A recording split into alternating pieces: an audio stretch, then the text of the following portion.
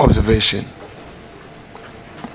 largely on my press conference, and refer to how you felt about it and how your wife felt about it.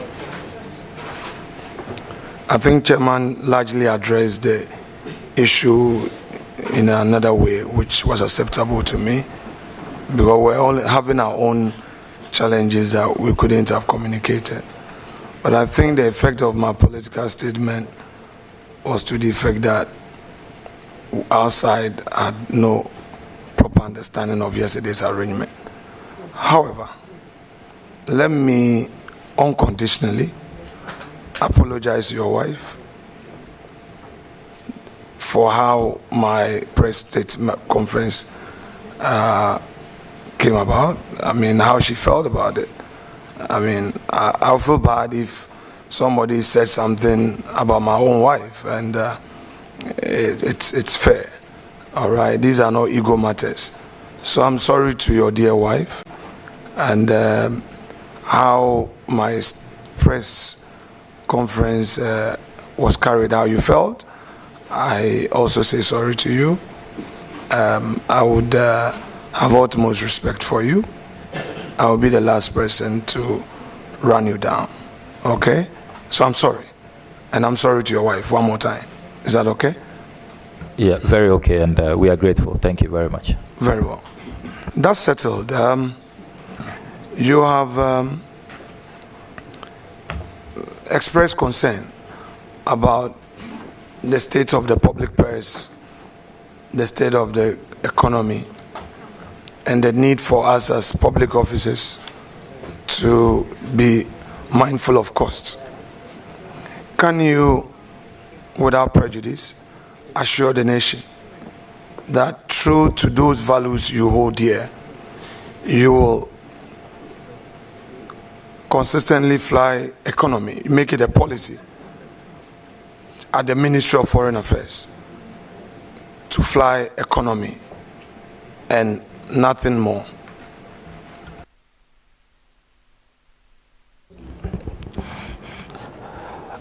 In my private capacity, when I'm traveling, I fly business. And so if it is a policy of President Mohammed's government that ministers should now travel economy because of the state of the economy, I am happy to do that. And if I can top up with my own resources, as I have been doing already in my private travels, I do travel business, not first class, business. I'm happy to do that. But as I said earlier, in this discussion, we must be more nuanced about it. I believe we can even achieve more savings with the size of delegations, with frequency of travels, with even the kind of airlines, Please, that we use. Honorable Nominee, you know, in the past, this whole perception that leader keeps nominees for a long time. I would try to be very specific. So limit yourself as well, so that you don't create more room for follow-ups, which would make your guests uncomfortable and your party members may think I have some personal agenda. So please pay attention and let's have a good conversation. So just to rephrase it, would you want to take a personal decision to fly economy, even if government policy is for you to fly business? I don't see what that achieves. It's totally unnecessary. I will save costs on travels using other mechanisms. I'll watch the size of delegation. I'll make sure that the kind of airlines will always go for what is competitive, and even per diems and all of those, the kind of hotels and all. There are many ways that we can save money, and those are the matters I will pursue, and we will save even more money for the country. I really don't see where this economy discussion is going to. No. Please, your question, please. Any other question?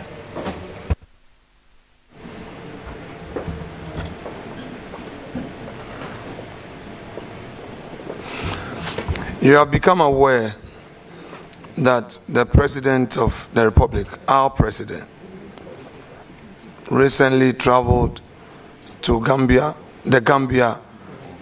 and the Republic of Senegal by using his brother's private jets. You become aware of that, correct? Yes.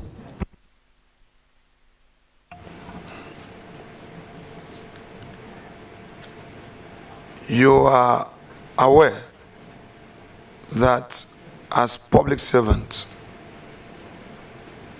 we are measured by certain standards, which standards you have a strong view on. Do you think that although there is no direct cost on the states, it is inappropriate for the President of the Republic to be flying on official duties with his brother's private jet? I have long advocated for the need for Ghana to have a presidential travel policy. And I've said that even in cabinet, it's a matter that I will pursue. And so the ideal situation, if we have a presidential travel policy, in some countries they've even, passed them, enacted them into law, where there are clear guidelines and the do's and don'ts. But now, it doesn't exist. And any day, the good people of Ghana will go for a free, brother trip as compared to a 20,000 euros an hour chartered jet where the Ghanaian taxpayer suffers. So you agree with me that though the state did not pay for the president's travel by use of his brother's private jet, it costs his brother money to fund the trip of his brother to Senegal and the Gambia? You agree with me? Air travel comes with costs, aviation fuel, landing rights, all kinds of fees you have to pay. So yes, it definitely comes at some cost. In view of that, it is inappropriate for a brother to bear the cost of the president's travel. You would agree with me that it's inappropriate, given the circumstances.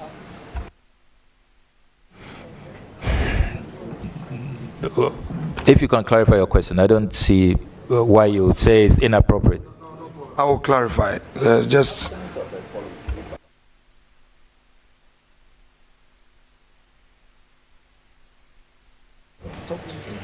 Honorable members, the question is whether it is inappropriate for a brother to sponsor a trip. Honorable members, as for a gift from a brother, you can hardly reject. So to ask the appropriateness or otherwise, I have a difficulty about the question myself.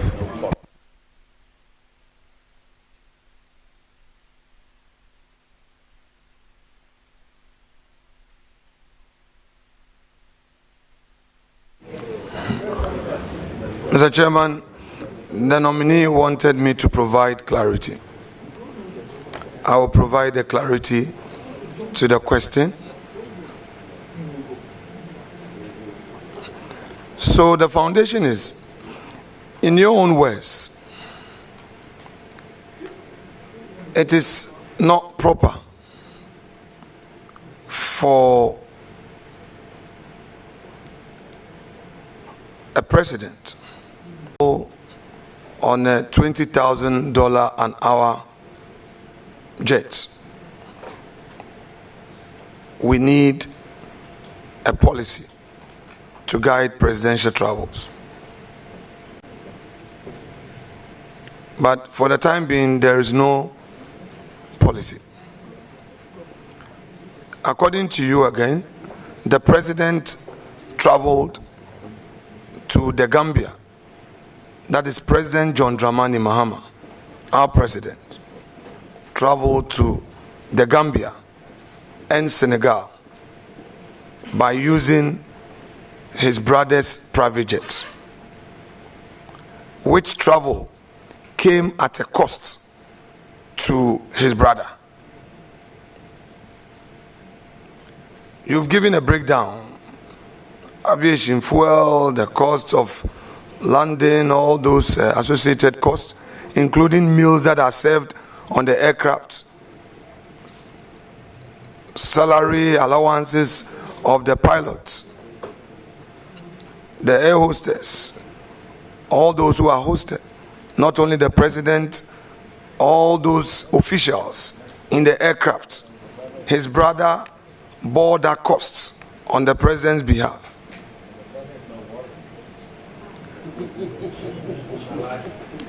Me, I have a patience to tolerate. You don't. You don't. You can't accommodate me, but I can. Don't you think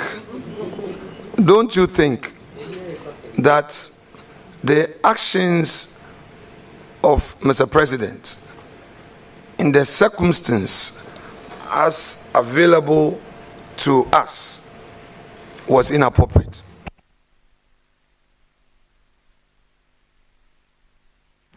I do not think so. Respected colleague, you have told this committee that you used your car loan to buy a combined harvester for the farmers in your constituency. First, I want you to be specific to guide us. You had a car loan in 2013, 2017, and 2020. Please share with us which of them you used in buying the combined harvester. Is it the 2013 one, or 2017 one, or 2021? Because each parliament, an MP is giving a car loan. So I want to know from you which of them you used to buy a combined harvester for your farmers. I was making specific reference to the 2021. In fact, the question was specific reference to 2021. So, may I know from you, the 2021, you see, normally the procedure is this. You will give the name of the automobile company that you intend to buy from. You provide the name to Parliament, and then Parliament will issue the check directly to the automobile company, because the check is not issued in your name. Now, let me ask you, the letter you wrote to Parliament in respect of you drawing this amount for your car loan, how did you draft the letter and what was the content? This procedure you talk about is a procedure not known to me.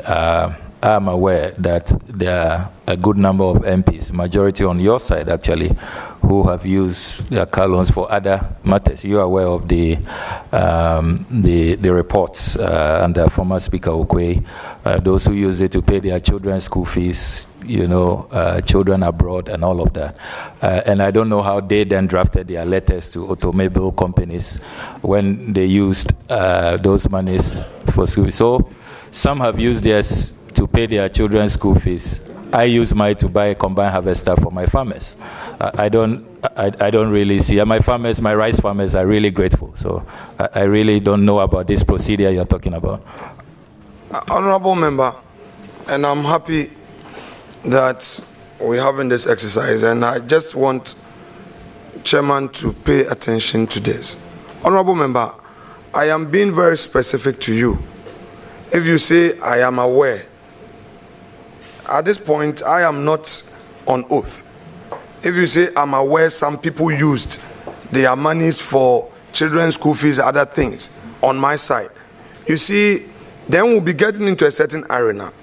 People may not appreciate when I want to now delve into it, provide evidence of those people, then they also come and defend themselves. So I would plead with you. I'll be happy to provide. No I have the problem. list. Okay, that's fine. I can provide. That's all right. Then I'll be happy to know.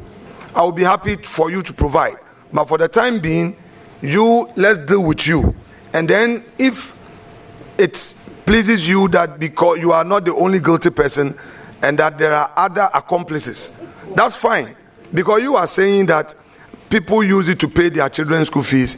You use yours to pay for buy a harvester. So blah blah blah. So I am dealing with your situation. I am dealing with your situation. I don't know of others. So I want to know how you procured the combine harvester in Parliament.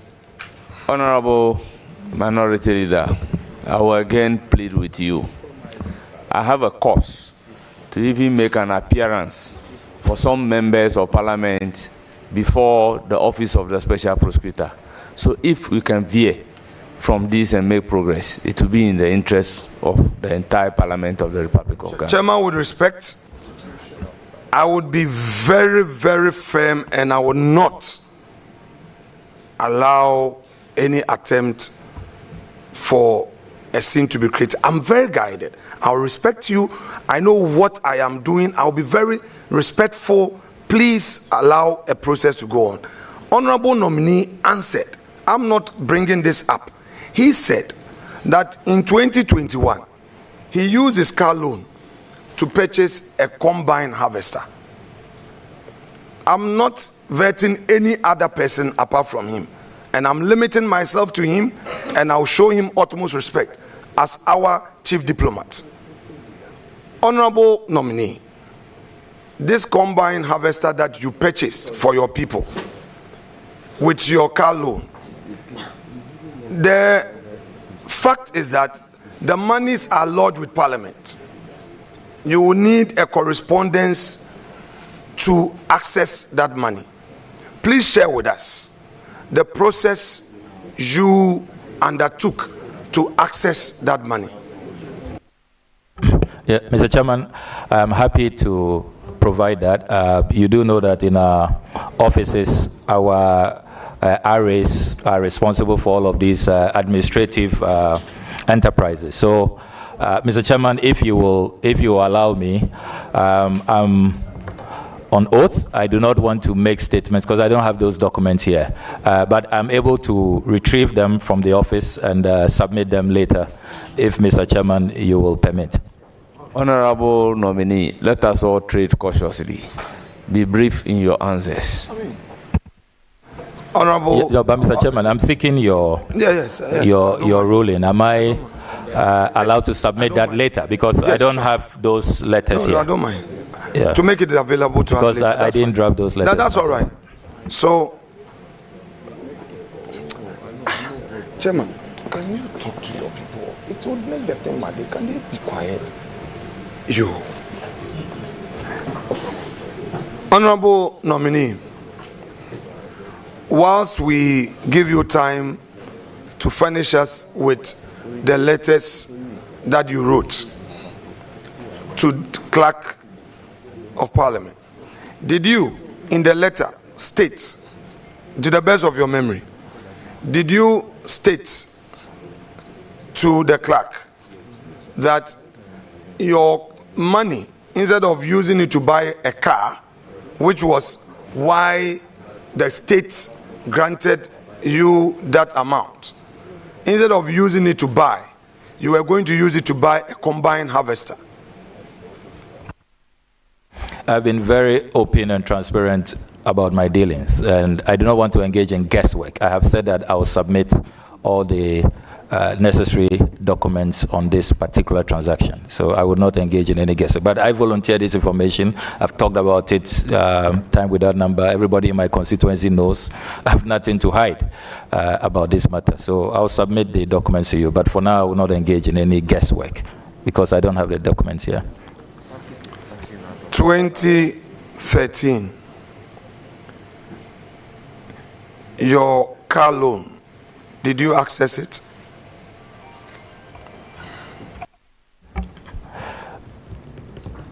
I must have done that. Can you share with us how you accessed that? Again, I'll have to retrieve those documents for you. Chairman, with your leave, I would stay questions on that to enable our respected colleague to bring documents in respect of how we access his 2013 car loan. Meanwhile, in 2013, you were a Deputy Minister of Education, correct? Yes, I was. In your work, you had access to an official saloon car and an official four-wheel drive as a Deputy Education Minister, correct? Yeah, correct. At the same time, you had a four-wheel drive purchased for you by Parliament, correct? But that's a car loan, so I don't know how you are defining that. It is deducted from our salary, so I think that it has to be, the context has to be, the context has to be. Yes, I would, Honorable Nominee, don't worry. I would be fair as much as possible. Car loan, that's why I use the word car loan. So the ordinary meaning of a loan is that you will pay back. And we know that the car loans that we access, they deduct from our salary within the 4 years. So I will get to that point. Now, when you served 2013 to 2017 as Deputy Minister of Education, on record, you've told the Ghanaian public that you had access to an official four-wheel drive, had access to a saloon vehicle, and then on top of it, another four-wheel drive, which was a car loan from Parliament. Now, when you left office, the saloon car that you used, did you get the opportunity to purchase it? I didn't put in an application to purchase it. That was available as an option, but I didn't avail myself for it. So I left it behind. Same with the four-wheel drive you used at the ministry? Yes, four-wheel drives are not covered under this policy. Emphasis. So for emphasis, all my official cars were left behind. I didn't apply to buy any of them. So as at 2017, the only vehicle available to you was your four-wheel drive that Parliament bought for you, which there was deduction, correct? Honorable Minority Leader, the nominee keep on saying it is a car loan, and you are using the word Parliament bought for you. Let's not create a different impression in public. So let's restrict ourselves to a car loan before the impression is created in public as if Parliament buys the car for us.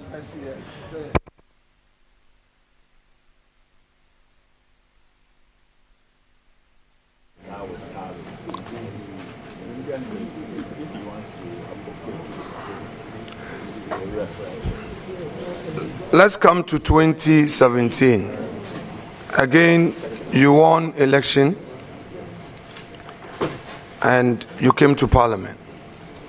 2017, again, the state made available a car loan to you.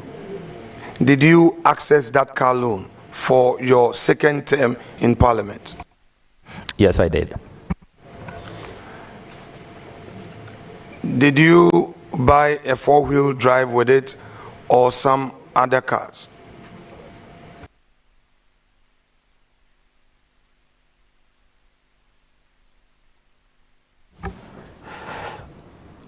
I stayed within the quantum available. So because I had I had the Land Cruiser for the previous term. This time I purchased 2 salon vehicles, but I stayed within the parameters. I didn't exceed. Yeah, because you know that some people do pickups and all of that. Yeah, so. Honorable member. Yeah, for clarity. Yes, with respect to you, please help me by limiting it to only yourself. Because when you say other people, that's where chairman doesn't want me to go there, so that we don't introduce whistleblowers and other people's rights. So it's you now for the time being. Is that okay? No, it cannot be okay. It's important to put things in proper context. People must know that there are these options available to all of us. People are taking different decisions. Some are doing a pickup or 2 pickups, or a pickup and a Land Cruiser, or a salon car, and all of that. So it is important to put things in proper context so that the wrong impression is not created.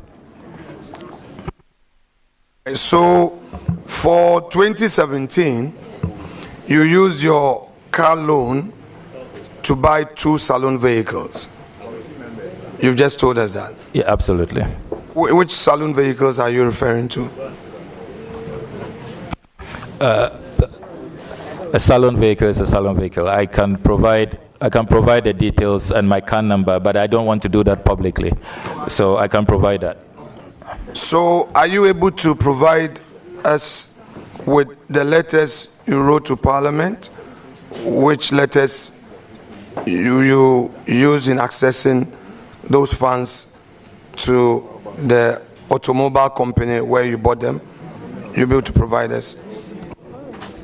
My RA keeps very good records, and I'm sure all of that. If chairman, let me straighten the record. Yeah. That we've all been beneficiaries of the car loan. Sometimes the automobile company will bring a list or will have a paper, and all those who want to procure the vehicle from that automobile company would indicate their names.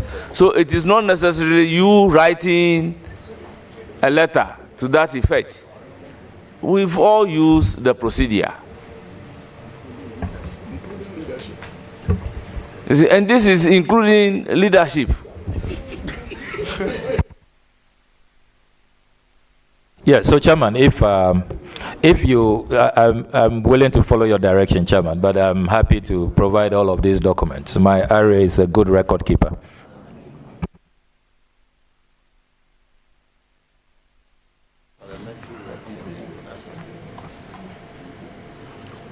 Honorable Nominee, do you know Rukayatu Al-Hassan, a chartered accountant who works with the Controller and Accountant General's Department? No, the name doesn't ring a bell. Honorable Member, do you know of Louisa Osei, who works at the Department of Public Invested Lands Management Division at the Lands Commission? No, I don't think I know them. You'll be surprised if these individuals say they have a close relationship with you. I'll be very surprised. Now let's come to Ora. And you indicated, I'm bringing you there because on your CV, sometimes people may not appreciate why we're asking certain questions. If you come to page 1 of your own CV, you stated profile, Member of Parliament for Norton, 4th term. Then you come to summary. Under it, you have chairman, Operation Recover All Loot. So it's on the basis of what you have put on your CV that I'm mounting my questions. So now, share with us. I know it was publicly announced that the respected Domlevo is a member of your committee. The respected Kofi Boachi is a member. And then Mr. Martin Kpebu, a respected lawyer. Sometimes people may have their own disagreement with him, but he's also playing his role in our democracy, and I respect him for what he's doing for his country. We can't always agree. Now, tell us, in very clear terms, what the mandate of this ORA has been.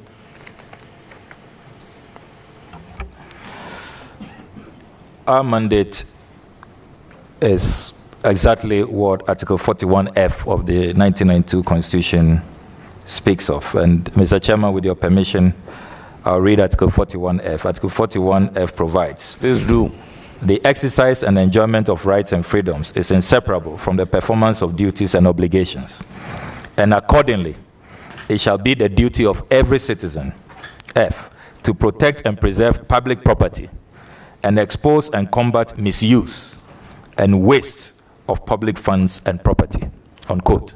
So our mandate is to really be patriotic citizens. And I'm so proud that His Excellency President John Dramani Mahama found me worthy to chair this eminent committee, which has the eminent patriots you have listed. Our mandate is simply to serve as a vehicle of information gathering. We've put out hotlines, we've put out emails, we have a website, and we are receiving information which we are compiling in a comprehensive document.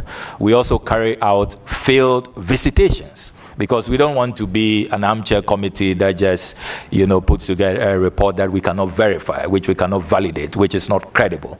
So we carry out field visits. We've been to a number of places across the country to be sure that the information that people are giving us are indeed accurate, so that we can present a credible, comprehensive report to His Excellency President John Dramani Mahama. So that is what we have been doing, making sure that we prevent the looting, the misuse, the abuse of public property. Now, you mentioned that earlier, that people have been coming to your secretariat with information. So where is the secretariat? The secretariat, which is really a makeshift secretariat, and we have to express our gratitude using this platform to Her Excellency the Vice President, Professor Nana Jenopoku-Agyemang. We share her office with her. She generously, because she also believes, so passionately in oral, in protecting looting and protecting public assets. She very graciously allowed us to use her office for this work. So that's the secretariat we are using. You mean her office at Jubilee House? No, her private office. Where is this office? In Cantonment. Cantonment, okay. Yes. Now, this her private office in Cantonment, is it an office that she, because Cantonment lands are state lands. So now, this is a private office in Cantonment. Is it an office that she owns or she has rented? Is it something that you know? Honorable member, the question is overruled. The essence is that she is not the owner. The place was made available. The person who made the place available has been mentioned. How would he, the user, be able to know whether the place is owned or it was rented? Mr. Chair. Well, Chair, I can Chair, if you don't mind, just make your work simple, because I have information. I'm very mindful. I have information. I mind. It's rented. She doesn't own it. is rented. So, Chairman, if you don't mind, so that we don't even create any unfair impression in the minds of Ghanaians, because I work closely with her, and I know the struggle to pay the rent. The person, Professor Nana Opoku-Agyeman, is the tenant. Yes, she is a tenant. Absolutely. Okay, because that place is a dollar-rated area. So, I mean, yes, cantonment properties, you pay dollars. We know that as a fact. So, I'm happy to hear that the Vice President is able to afford a dollar, rent in cantonment. It means that we can't. We being in public service doesn't mean that we should be poor. That's fine. Anyway. Well, so, Chairman, I'm also happy to observe that the Honorable Minority Leader is aware that cantonment lands are dollar rated. So when some of his colleagues are paying 42,000 cedis for a plot of land in cantonments, he must join my crusade against state capture. So I'm very happy. I'm happy you are introducing dollars into this discussion. Very, very happy about it. My respected colleague, not to worry. We'll go there gradually. The land in cantonment, you are telling us that some people have been paying 42,000, whatever you call it. Have you been able to find out from the Lands Commission whether they have a standard pricing regime for lands that they sell to the public? Have you found out? Honorable Minority Leader, if you can expatiate your question. Standard regime how? So, to enable one to determine whether a land is being sold at a very low price or a high price, one must pay attention to valuation. So the entity in question, whether it has set its own pricing ceiling, so you pay grounds rent, the actual lease, so, and if so, per acre or per plot, how is that determined? I just want to know from you whether as part of your work you've been able to find out from the Lands Commission whether state lands that they sell, they have their own standard pricing for it. What I've discovered in the course of my work is that it varies depending on the area. So cantonments varies, range varies. I'm even looking into your own acquisition in Winneba. I have the documents here. It also varies. So it varies all over. I have documents from Tamale as well, which vary. So I don't think there's a standard rate. It varies depending on the place. Honorable Nominee, because you have brought me in, I'm able to find out from you about my properties in Winneba that you know. I want you to share with the public. This specific one is a lease between you and the government of Ghana on 22nd March 2023. The name Alexander Afenyo-Markin for 99 years. This is in Winneba. Yeah, so the official Lands Commission document, yeah. Honourable Member, did you say 99 years? Yes. Because I know as a fact that government land, the lease will not go beyond 50 years. By law. If I can read verbatim, and this is signed by Justice A. Asanguna, Principal Lands Officer in Winneba.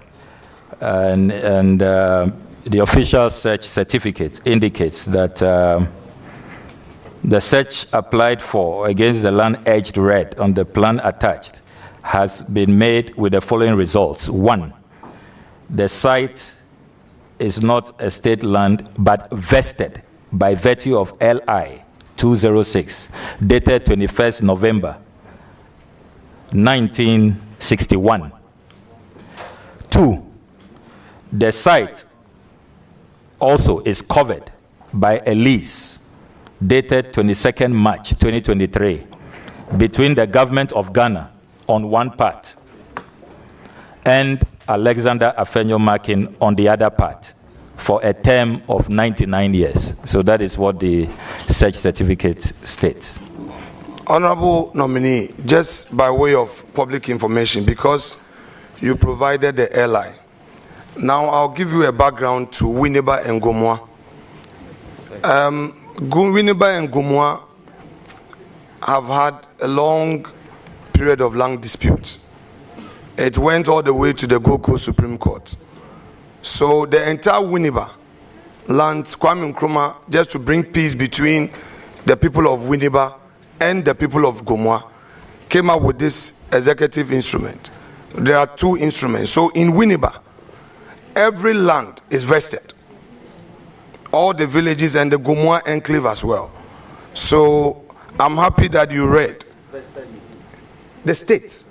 Yes.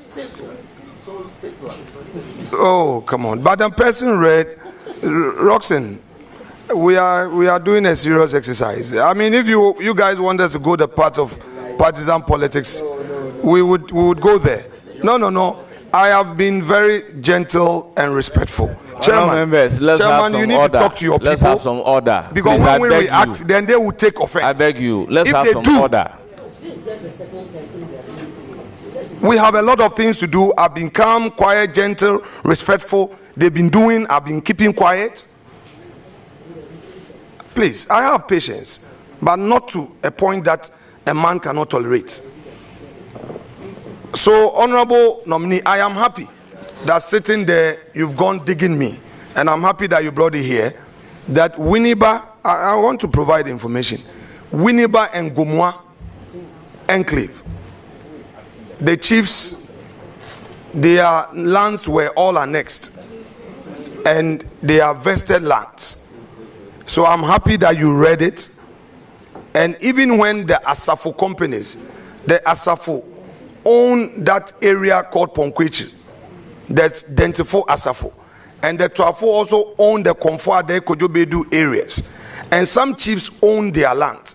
But because of the Kwame Nkrumah EI, even if you buy from the chief, and the chief gives you an indenture, you can't register at Lands Commission because of that EI. So everybody in Winneba would have to go and register through a lease with the state. So I'm happy you brought it up, and then I've just explained to you. Now let us go back to your oral work. You have indicated that you are seeking to recover state lands that have been wrongly appropriated. You call it loot. Now, are you looking at all state lands that were appropriated by individuals since 1992, or you are going way down to the 80s, 70s, or you are limiting yourself to recent years? Can you share some light on your mandate? Because you are seeking to recover, which is very patriotic. Honourable Member, I believe this will be in the mandate of... Yeah, so you should share with us. ORA. The nominee before us is being vetted for a position of a foreign minister. So, Chairman, how relevant is the mandate of ORA to the position that the nominee is being vetted for? Chairman, don't start. I hold you. We are ready. They can go ahead and call your people. Chairman, The nominee himself spoke about Ora. The nominee himself stated in his CV, and I'm asking him questions about it. Then you say it is not relevant. Chairman, I'm pleading with you. I'm according you every respect. Let's have a smooth inquisition. Let's have a smooth inquisition. Honorable nominee, your work aimed at recovering state assets, lands that have been looted, etc. Which period are you looking at? That is okay. His Excellency the President has made clear that looting is looting, and it doesn't matter when it occurred. Once information emerges that it was an unconscionable transaction, we should document it. Remember that I have said that our work is with phase 1, information gathering. When we have presented our report to the President, phase 2 will kick in. That's where the Attorney General will take control, and we'll be looking at the recoveries, the actual retrievals, and if there has to be even prosecutions. Because remember that Oral's work is not only about properties. We also have the financial aspect, the causing financial loss to the state. So it's a more broader concept than often it is made to look.